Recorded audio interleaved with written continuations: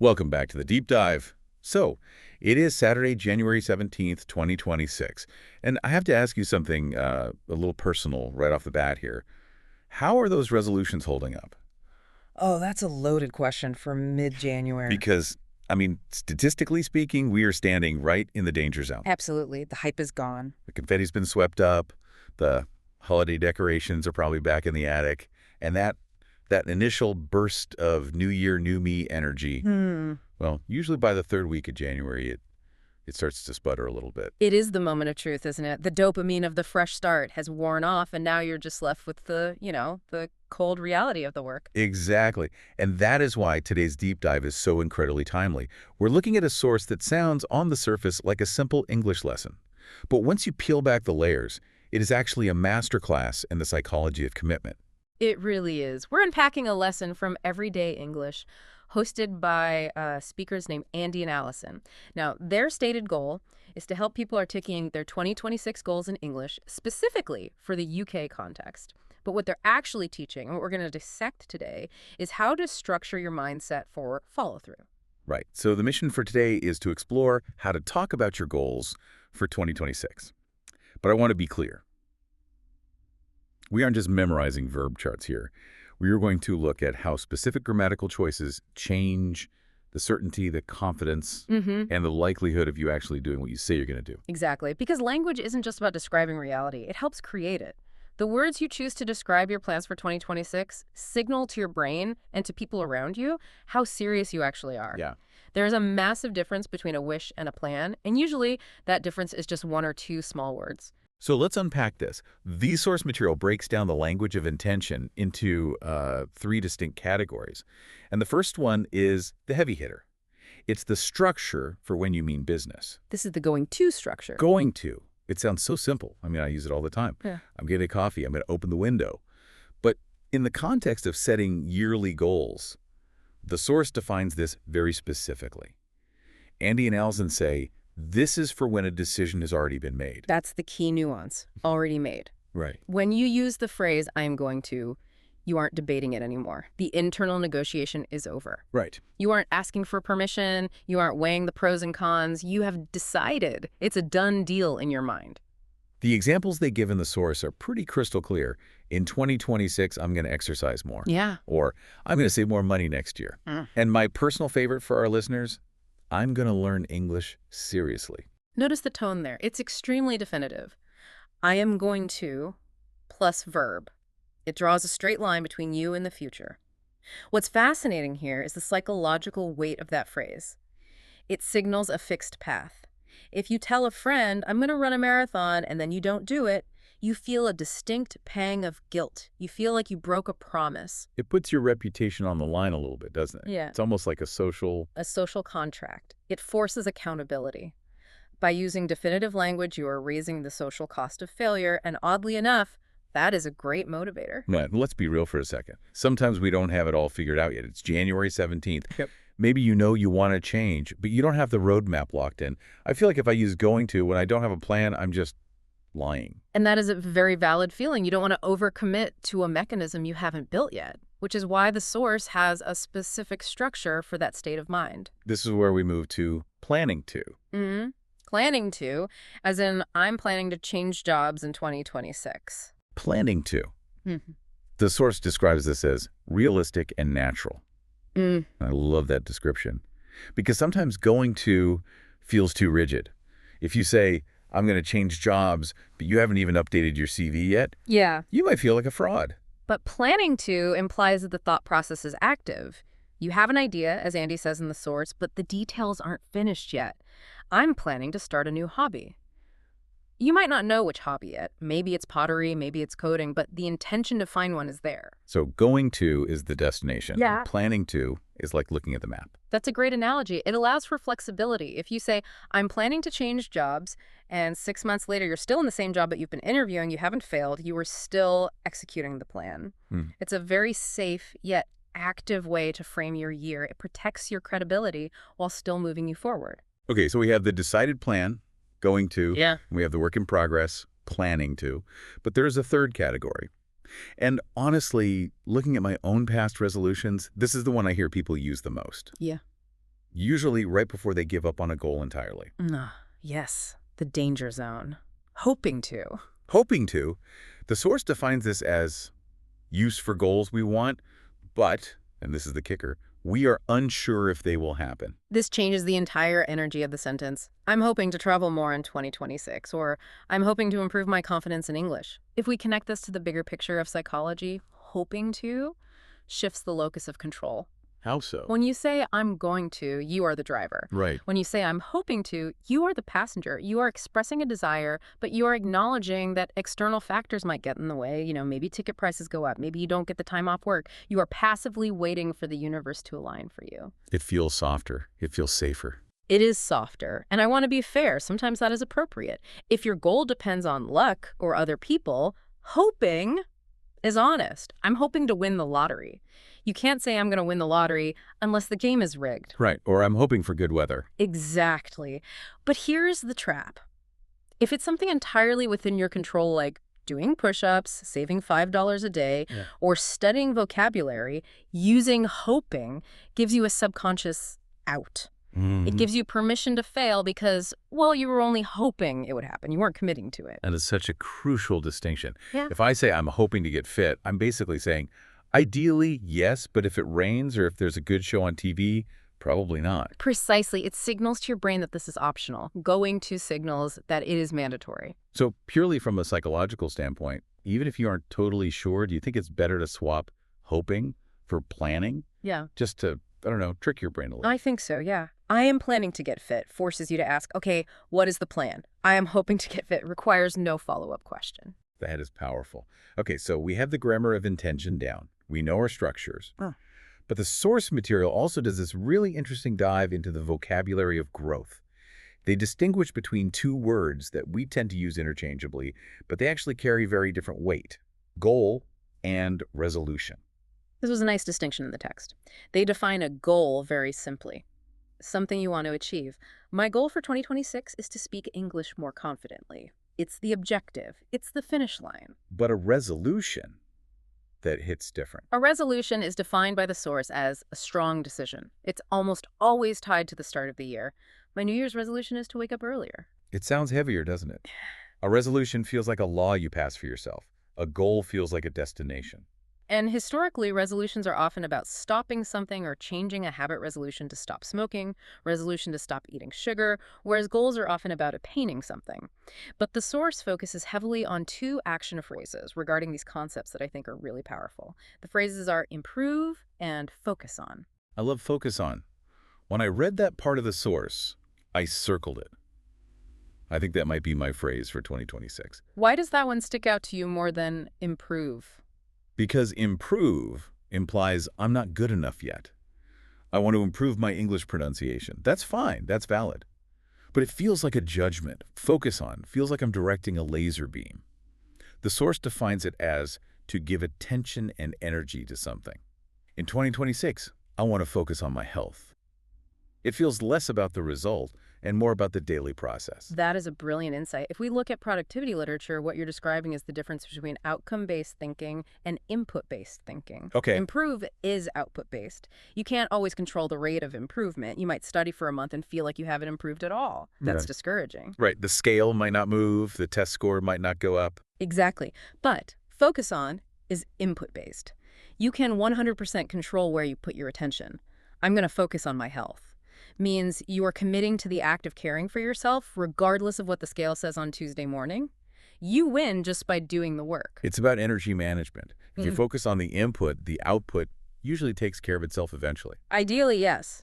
It shifts the win condition to something achievable every single day. Now, there's one more word in this vocabulary session that we have to talk about because I think it's the most important mindset shift in the whole text.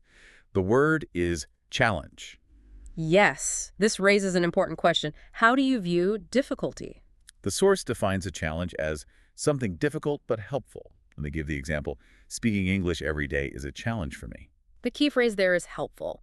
Most people, when they encounter something difficult, they call it a problem or a struggle or a pain. But labeling it a challenge implies that overcoming it yields a reward. The source explicitly notes, challenges help us grow. It reframes the pain, right? If I say, This workout is a problem. I want to avoid it. If I say this workout is a challenge, I want to beat it. It activates a different part of the brain. Gamification, almost. Exactly. It turns the obstacle into the path. If you are learning English or trying to lose weight or learning to code, you are going to hit walls. If you see the wall as a problem, you turn back. If you see the wall as a challenge, you look for a ladder. It really is just a simple vocabulary swap, but it completely changes your emotional reaction to the situation. It does. It positions you as the hero of the story rather than the victim of the circumstance. So we've got our grammar going, planning, hoping. We've got our vocabulary-focused challenge. But here's where it gets really interesting. The source material drops this truth bomb about sentence structure that I think applies to way more than just learning English. It applies to how we present ourselves in the world. You're talking about the section on simplicity? Yes. Listen to this quote from the source. Long sentences increase fear. Short sentences increase confidence. That is profound, isn't it? It runs counter to everything we are taught in school. It blew my mind because usually we think that to sound smart or professional or confident, we need to use big, complex, flowery sentences. We need to use therefore and furthermore and all of that. But Andy and Allison are saying the exact opposite. Well, think about it. When you are insecure about a goal or when you feel like an imposter, what do? You over-explain, you add qualifiers, you buffer your statement. You say, well, currently, under the present circumstances, I am possibly considering the potential of maybe starting to exercise if time permits. You bury the goal in a mound of words. You're building a fortress of text to hide behind. You are hiding, you're hedging your bets so that if you fail, you can say, well, I never said I definitely would. But the source argues that simple structures like I'm going to focus on my health are stronger because they are exposed. It's naked. I'm going to focus on my health. Boom. It communicates authority. When you strip away the fluff, you sound like you know exactly what you are doing. This is a huge trap for learners and, honestly, for native speakers in corporate settings too. We overcomplicate to mask our insecurity. Right. But clarity is power. So simplicity is actually a power move. Absolutely. The person who can say, I disagree, is more confident than the person who talks for 5 minutes to say the same thing. Speaking of traps and simplicity, the source points out a couple of very specific grammar mistakes that trip people up. And the first one is mechanical, but the second one is social. Let's hit the mechanical one first, the two-drop. This is the most common error for learners, saying, I'm planning to learn English, instead of I'm planning to learn English. It's such a small word, too. Yeah. But without it, the sentence just falls apart. It's the bridge between the intention and the action. You can't just have planning and learn sitting next to each other. They need the connector. It sounds jarring if you miss it. It stops the listener cold. It does. It creates a small stumble in communication. And when we are trying to sound confident, we want flow. But the second mistake, and I found this one really nuanced, is the overuse of the word will. Yeah. Now, I grew up thinking will was the standard future tense. I will go to the store. I will call you. But the source warns against using it for personal goals. This is interesting. The source clarifies that using will, as in I will exercise more, isn't grammatically wrong. It's not an error like dropping the to.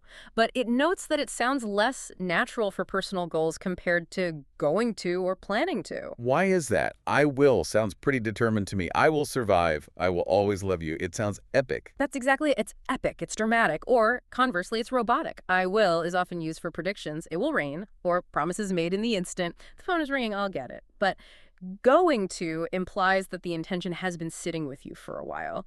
It feels more grounded in your reality. So if I sit down at dinner with my friends and say, in 2026, I will lose 10 pounds, how do I sound? You sound like a politician making a campaign pledge.